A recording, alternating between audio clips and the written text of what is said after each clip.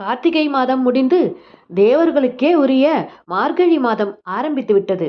December 16ஆம் தேதி அன்னைக்கு, செவ்வாய்க்கிழமை அன்னைக்கு அதுவும் மார்கழி மாதம் ஆரம்பிக்கின்றது.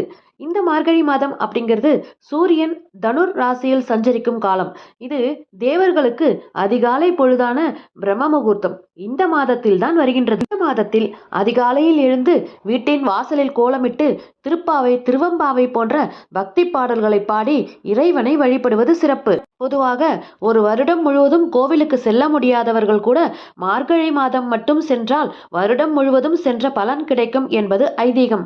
மார்கழி மாதம் என்பது குளிர் நிறைந்த ஆன்மீகம், பக்தி, ஒழுக்கம் மற்றும் செல்வத்தை ஈர்க்கும் சடங்குகளுக்கு முக்கியத்துவம் அளிக்கும் ஒரு சிறப்பு வாய்ந்த தமிழ் மாதம் அப்படின்னே சொல்லப்பட்டுள்ளது.